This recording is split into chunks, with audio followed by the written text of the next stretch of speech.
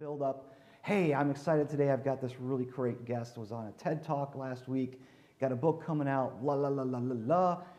And here's the interview. Or here's Scott Turner. And then I've already kind of done this little intro to him. But then the next question you're going to hear on the podcast is actually, welcome to the show. What's he going to say then? Great to be here. I'm glad to be on your show, Steve. That's great. Or you can say, I'm excited to have you on, and lead off with a statistic or an event, or go right into the content. Now, I like the welcome to the show because that leaves it open to them to say something nice back to you. And when they say something nice back to you, now your guest feels like, yeah, this is a comfortable conversation. These two people kind of know each other, and they don't feel excluded, do they? Right? How you doing today? No, don't do that. So lead off, you can lead off with a statistic or say, you were just recently featured in Forbes magazine about this great article. I'd love to talk to you about it.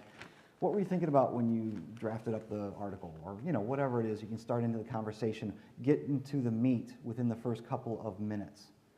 Joe Salsihai back here from Stacking Benjamins, by the 5th minute, he knows he needs to be into the meat. If he's not into the meat by that 5th minute, he's going to edit some chit-chat out from the beginning, because that's the goal, is to get to the meat of that interview. Listen to your guest. We were listening to her questions, or her answers to my question, right? But I wasn't. But the listener is. They're sitting there thinking, oh, she just released a book, and I don't even remember what you said because I wasn't listening. That's the problem.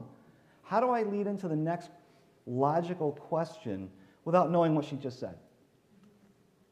And the next thing after the big failure where she crashed and burned thing is not, oh, that's great. What kind of quote do you have for me today? No.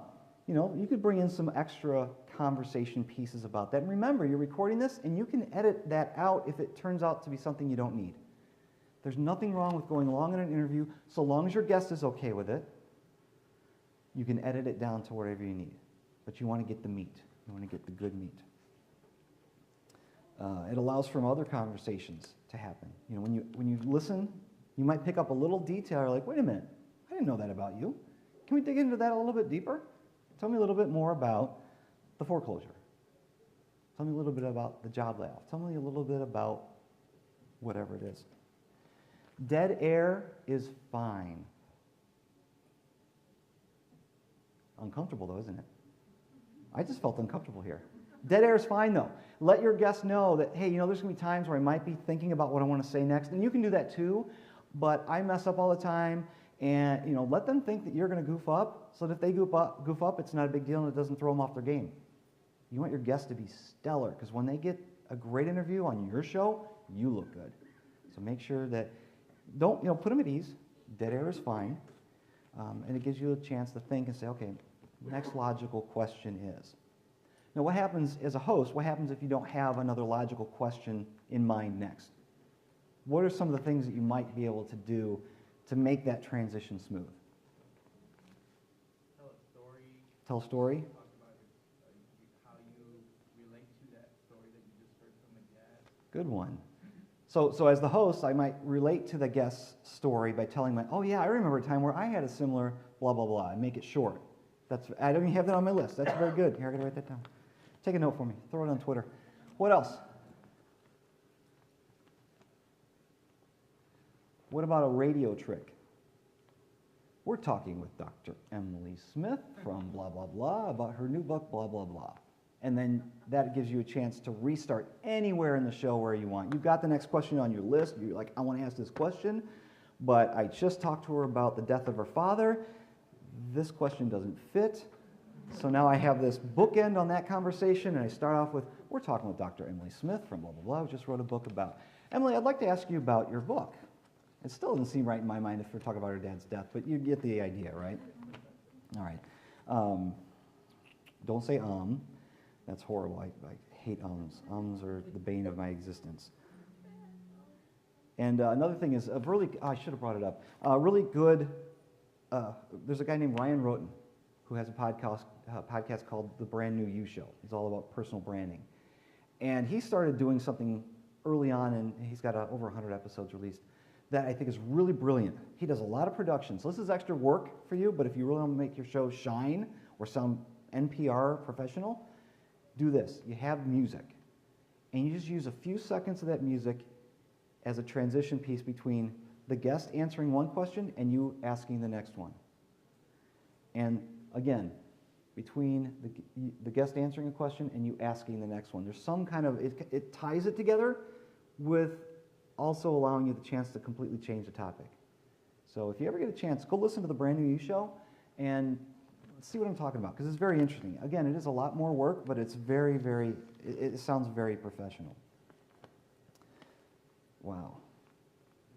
The curveballs. Yes, curveballs. We talked about the music didn't match my voice. When you're speaking to somebody, even if you don't have the video on, try to smile. This works in any situation, right? Smiling just brings out the energy and the, makes everybody feel at ease. Smile. You could put a little mirror next to your desk or wherever you're podcasting from, and just every once in a while look up at it. Do something goofy. You'll crack yourself up, but make sure that doesn't get into the recording. Don't be so scripted. Remember, you can always get out of the conversation that you have written down and go into something on a side track, because there might be some gold in there as well. And very, very, very importantly, don't interrupt. When I didn't have a microphone in her hand, and then it wasn't turned on, do you think she was able to recover like that? No. Here's something I've done a couple of times, and I know if you're a podcaster, you've done this too. And if you haven't, you're next. Don't forget to hit record. Oh my gosh, I'm so sorry. I had a friend who was interviewing Pat Flynn. Oh, no. Forgot to hit record. Wow. I mean, I just felt sorry for him. So that happens. But take a look at your recorder. Hit record early. There's no problem with recording an hour for a 30-minute interview. You never know what kind of gold is just going to pop up that you might be able to use, and you don't have to worry. My recorder is recording. That's very, very, very, very important. Ask them to tell stories. This is what brings more content into your show. Ask them to share stories, like you were saying over here. Stories make the images in the listener's mind more memorable. It keeps their attention longer. Sometimes you can start to relate to somebody who's telling a story. Stories are impactful. And you don't have to be really, really long, fables or anything like that. Just give examples, tell stories. Those are great for, as a guest. Having stories ready really comes out when you're trying to be a good interviewee. Before you get done, you might just stop and say, is there anything that I didn't ask you? Is there anything I left out? In fact, that's a really good question. I know a couple of podcasters will do that, say, Steve, we had a really great conversation. I learned a lot about you. Is there something that I didn't ask you that you think is important to my listener? Something like that. And that gives them a chance to be able to transition your show from the interview into the call to action, or, giving their information out, saying, I always talk about how to pay attention, not interest. I think it's so important. And, we talk about that for just a minute or two, and that leads me, the host, into, I really appreciate you coming on. How can people find out more about you? They get something out of the interview as the guest. I've got the content for my show as the host. And it sounds really good from start to finish that way. And of course, thank them. Don't just leave them hanging at the end and say, oh, thanks, bye. Have a little chit-chat afterwards. Say, hey, that went really well. Was there anything that you worry about? Was there anything you want me to take out? And they usually, in fact, I've never had anybody say, I don't like that one question or whatever. Never had anybody say, no, take that out. Never. They were there. They said it. They have the opportunity at that point to tell me if they don't want it included, so I'll ask them. And then that leads us into where I can disconnect, and now I have my file ready for editing. Those are some of the tips that I use there.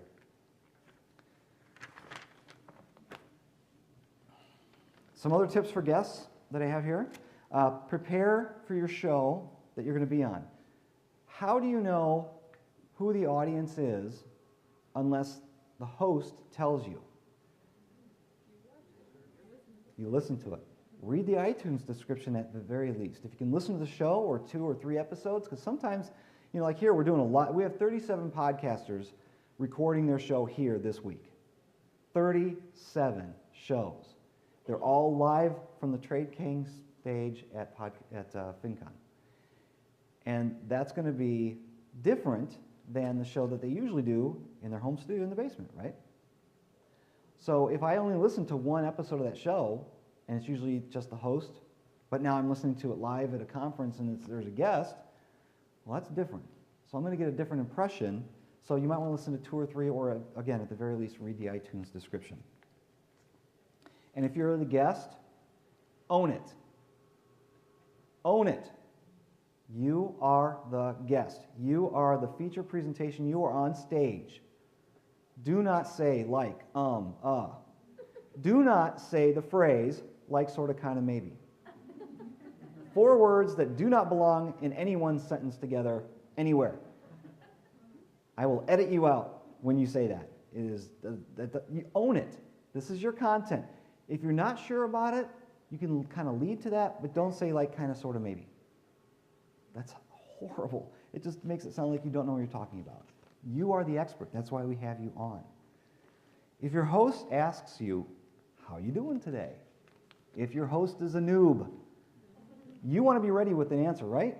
What are some things you can come back with? Well, I've been working on this. Well, I asked, how are you doing? Hey, Stephanie, how are you doing today?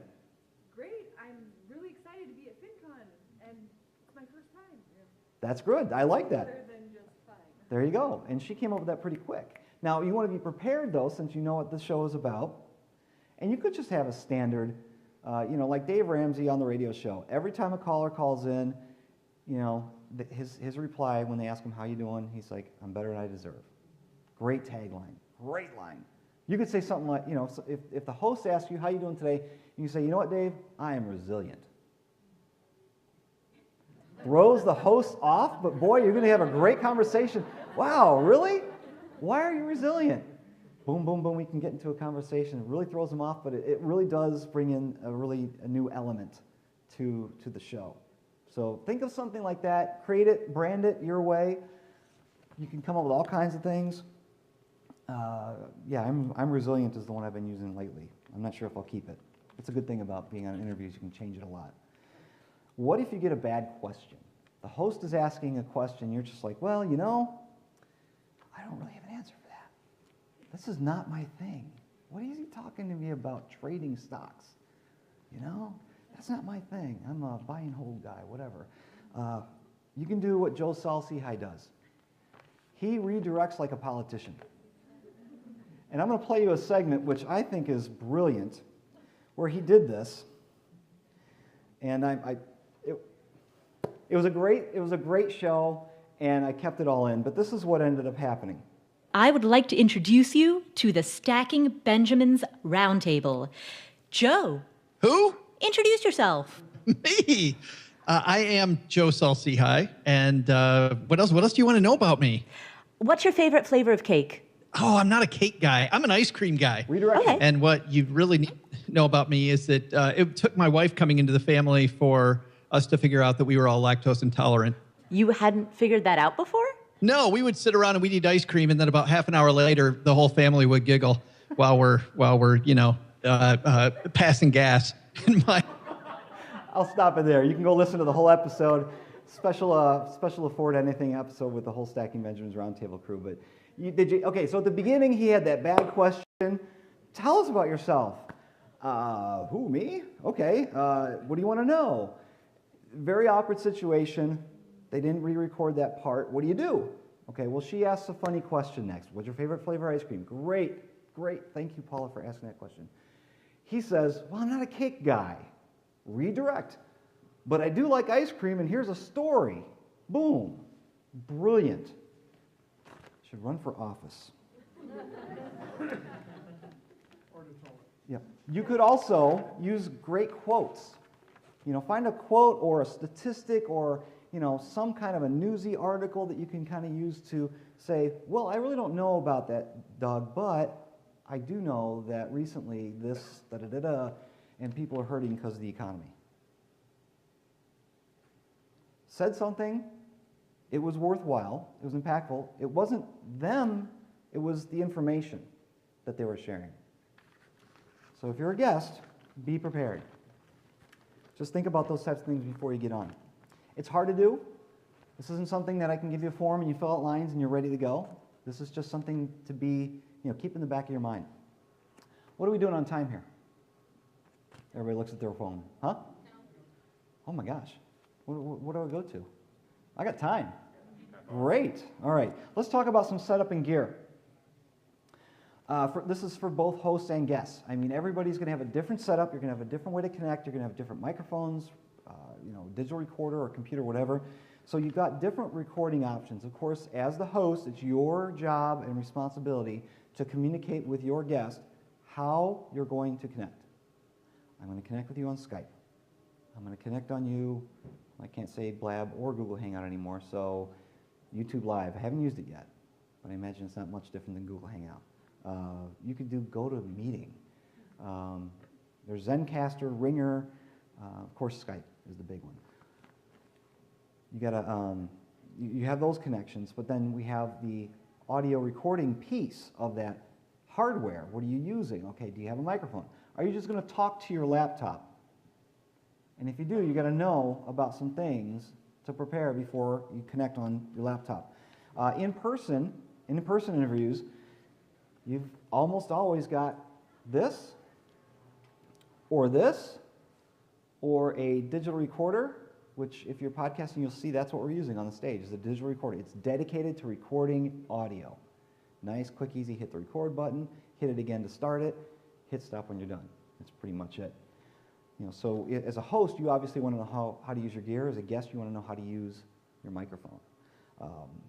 And let me just go on to a pet peeve of mine. If you're going to use your microphone on your Apple earbuds, do not allow it to rub up against your shirt, your earrings, if you got really long earrings, and do not hold it like this, or this, or this, or this. If you're going to use it, hold it kind of like this. If you can do it so it doesn't flop around too much. I will tell you, there was an interview that I edited for somebody that they were overseas. They were Americans, but they were overseas, and the only way they could connect was through their iPhone. And so this couple did the interview, but they did it like this or something. I don't know. I wasn't there. And the amount of noise that came from rattling this thing around was unbearable. It took me 8 hours of editing a 1 hour and 20-minute recording down to 50. So not only was it 8 hours of work, it was an hour and 20 minutes, and 30 minutes of that was junk. Literal rattling, passing back and forth. There was ums and ahs and a lot of stuff like that, so that was a big part of it. But I didn't edit out any content. That's the thing, is the content was still there. It was just masked from this amazingly unbelievable amount of noise. So if you're going to use the earbuds, don't let the microphone touch anything. Hold it away. Don't talk right into it. Hold it somewhere around here. Because one thing, and we'll talk about mic technique here, is when you're using a microphone, don't talk directly into it. Because if you do, it's going to sound, get ready, it's going to sound like this. And you don't want to hear me popping my P's, blah, blah, blah, blah, You want to sound professional. So what I always tell somebody is to graze your nose. And what that means is pretend like this is a shotgun, and you're just going to graze your nose. Okay? Any angle where you're just going to graze your nose, it'll hurt, but it won't kill you. Okay? You're not going to pop your P's because you're not talking directly into it. This is a windscreen. You could have one of these. You could have one of those filters like that connects to the mic or your boom arm, whatever. But if you have a raw mic like this, there's no protection on this thing right now. Graze your nose. That's probably the best piece of advice I can give you. Now, it really does depend on your microphone, too. There are different microphones that you wouldn't have to worry about that with, but for the most part, the microphones we'd be using. This is the ATR 2100. This is a massive monster beast. I mean, I love this thing. It's been beat up. It's been traveling with me everywhere, and it still works after three and a half years. It's XLR, which is the big professional microphone connection, but it's also mini USB, which means I can plug it right directly into my computer, and I can just use it like that. As a guest, if you get something like this is $70 on Amazon right now. Comes with a stand, comes with the wire for you. Great deal. And it sounds really good compared to other microphones that are out there, so it's definitely worth it. If you're going to be promoting a book, getting on podcasts and stuff like that, invest in, I'm just going to recommend the ATR 2100. And if you want a link, I'll send you Joe Salcihai's Amazon link after this event, okay? You're welcome. I'm from Missouri. We can't participate in the Amazon affiliate, so I'd rather throw the money towards you. I'm not sure why I'm throwing this on here. This is just a fun little thing I bought. It's one of those mic things, and I just put my business card on it. For sure, though, it keeps it from rolling away. That's a good thing about it. Before recording, as a guest or a host, make sure you turn off distractions. What's the number one distraction in our life? Cell phones. The number two is kids. Let them know you're going into your office, you're going down to the man cave, you're going to close the door, on-air sign is lit, don't bother me. Okay? Turn off fans, air conditioning. What you can do is before you begin to record, I used to record on the road a lot.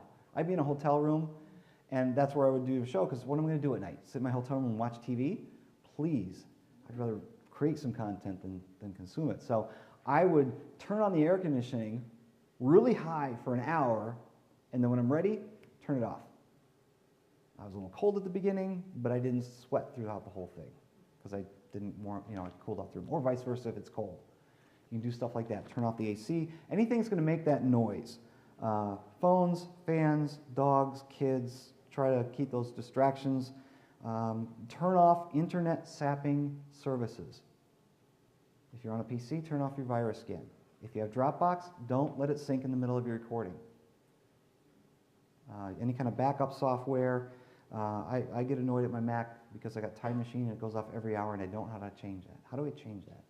Anybody know how to change Time Machine from backing up every hour? Oh. Wow. Simple solution I never thought of it. Unplug the drive. It's a good idea. And then you want to condition the room too, because one thing I'm getting here is a little feedback from the speakers, but if you think about the room, there's corners in here, and there's a little bit of an echo. I don't know if you can hear it. I can hear it. But if you're in your home studio, I'll bet you've got corners. I'll bet your walls are not soft. So a couple of things you want to do to keep from getting that room echo, from making your recording sound like you're in a concert hall, and make it a little more intimate, because again, you're in people's ears, literally in their ears if you got the earbuds in with your show. You want to dampen the reverberation, the background noise in your room. Again, I was traveling a lot. I do my show in a hotel room. Guess what they have in the hotel rooms? Corners, echoes, kids running back and forth from the pool. But what I could do is I would set up my laptop on the desk. Usually it was by a corner, which is not helpful in this situation, and I'd take the pillows and just put them up around here. And it was amazing the difference a few pillows made. Pillows are free in hotel rooms. This is great. All I need is to go to the bed, bring it over, boom. Da, da. If you're at home and you want to set up your home studio, you could buy foam tiles and stuff like that, or you could just hang drapes, get plants, put them in the corners, rugs on the floor. These things will help to dampen a lot of that echo and that room noise that sometimes comes through in the final production of your show. So conditioning your room really does help a lot with the audio quality of that. And then if you really want to bring up the energy in your podcast, one thing you might want to try, see right now I could be doing this. I could be sitting here and reading my script to you, right? Reading my notes. Doesn't sell my stuff very well, does it? But I'm up here and I'm energetic because I'm standing. And I can move around a little bit.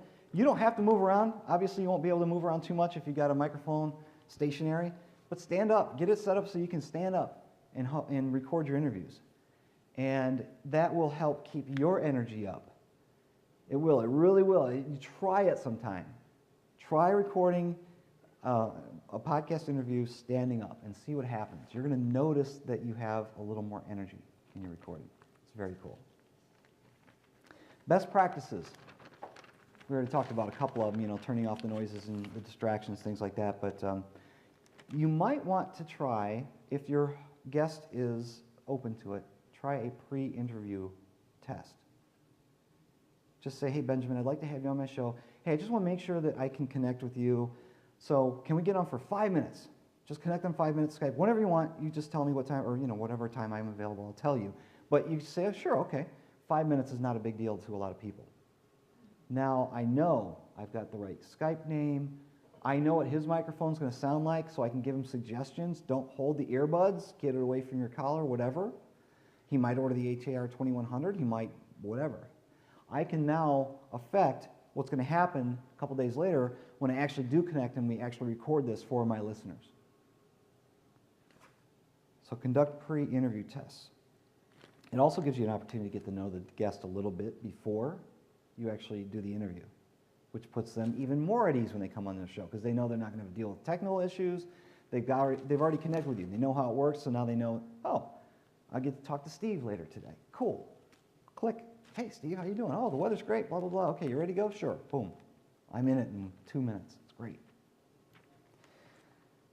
You might want to reboot your computer, too. Sometimes there's services that are eating up resources on your computer, and that does affect... I had this problem with PCs a lot more than Macs. So I'm not telling you to go out and buy a Mac. I'm saying that there are some things that go on, especially with PCs that are running, and that kind of takes up some of the resources. And if you're doing video, maybe a half hour before you record, reboot the computer, or that morning before you get started. Just reboot it, get all the updates over with, or don't do them at all. I'd recommend don't even doing them until you know that interview is recorded and done. And then you can, but reboot the computer, get some of those resources out of there. When you are on the call with somebody, I always recommend wearing headphones or earbuds. Have the sound come through here, not through the speakers. Because that could, not as much as anymore these days as it used to, but that could come back as an echo, and it's almost impossible to get that out. So if I get an echo of myself coming through, it's in the recording, and it really becomes annoying. So wear earbuds. Even if it's not comfortable, try to wear earbuds as a host or as a guest. Make sure you have that call to action at the end. Make sure that it's clear. Make sure that it's short. As a host, when you're doing your call to action at the end of your show, you don't want to say, hey, follow me on Facebook, follow me on Twitter, find me on Snapchat, here's the iTunes link, here's Stitcher also, leave a review, blah, blah, blah. Oh my gosh. How am I going to do all that? I'm driving to work, So make your call to action simple, make it memorable, make it short, make the URL short if possible.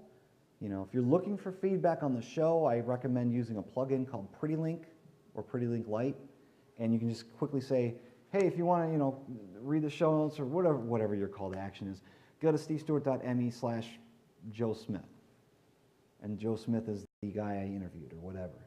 And that could simply be a redirect right to that blog page where they can then read the resources, click on my affiliate links or whatever, find out more about the guest, drive people to that one thing. It could just be your site. It could be your email list, whatever it is. Make it short, make it quick. As a guest, you want to do the same thing, but you're allowed to give at least 3 different ways people can connect with you.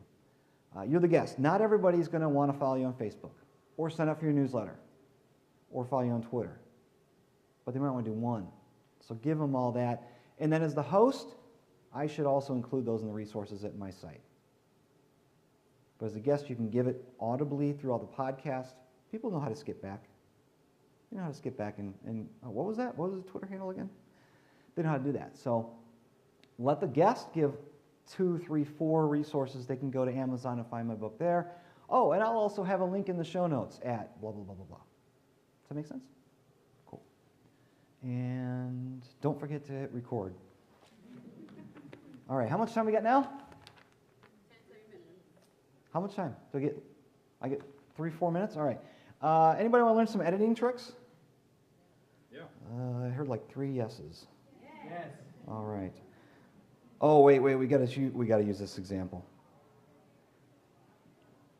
Let's see if I can get this done quickly. We're gonna do this. This is an Audacity project. Now you can use Audition, you can use GarageBand. I've been using Audacity since before podcasting.